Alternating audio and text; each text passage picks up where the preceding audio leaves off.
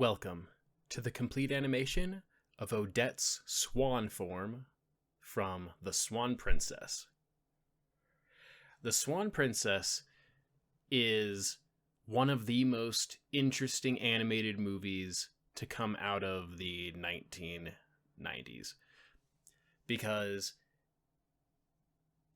it wanted to basically do what Disney did, but without Disney.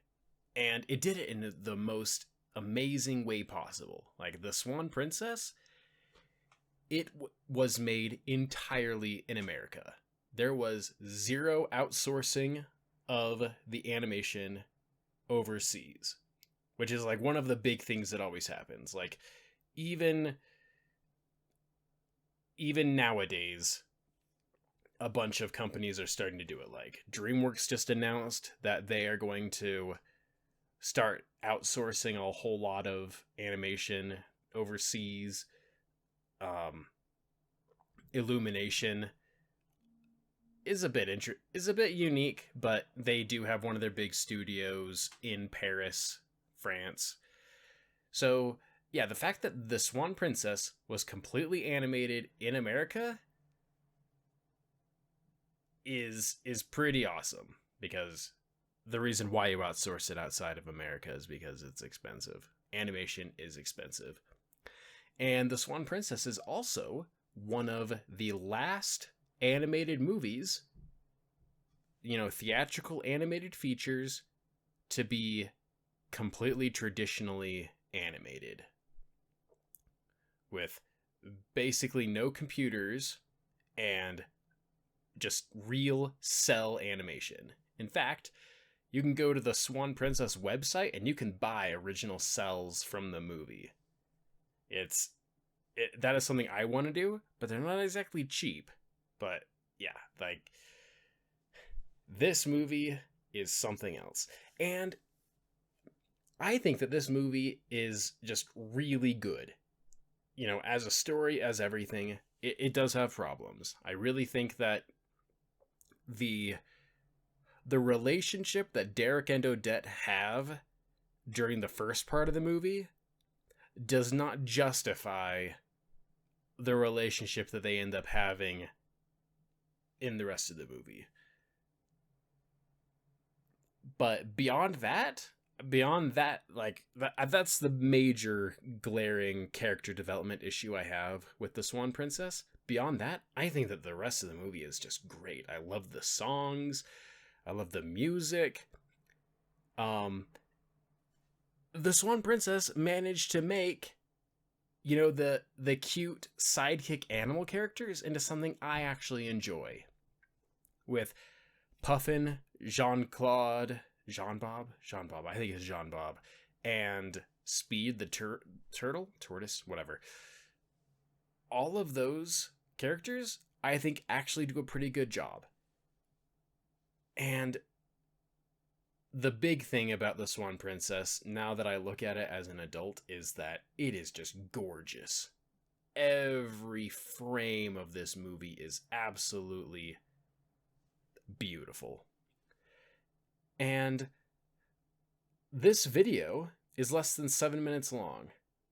You would think that a movie called The Swan Princess would show, the princess who is also a swan. You'd think it would show her being a swan more than 7 minutes.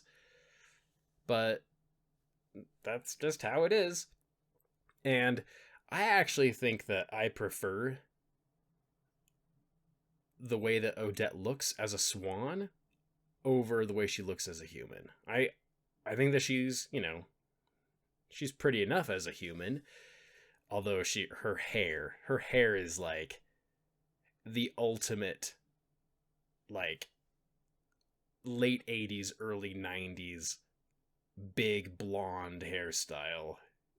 Nothing wrong with it, but it's how it is, I calls him how I sees him. But her design for being a swan is so good. I just barely watched The Trumpet of the Swan, and holy cow, they over-designed those swans in ways that I do not agree with, especially giving them hair and really like bold colors. It's like swans do not have green feathers anywhere, and neither do they have, like feathers that make hair on top of their heads. But the Swan Princess, the way that Odette looks as a swan is really good, and it really shows off just how interesting of a bird swans are. They're like jumbo geese. And I think that it's good. Now, one of the big things about the Swan Princess is it has a ton of sequels. I think they're up to like the 9th movie now. And I've only seen up to movie 5, but I actually really like the first 2 sequels, especially because they also were done with cell animation. They weren't feature films, but the early era of direct-to-video sequels of animated movies that used cell animation, those just hold a special place in my heart, because like lower budget cell animation just has a certain charm that speaks to me. But the 3D stuff, it has its strengths and weaknesses, but if you really just want to watch the movie, just stick to this first one. Thanks for watching.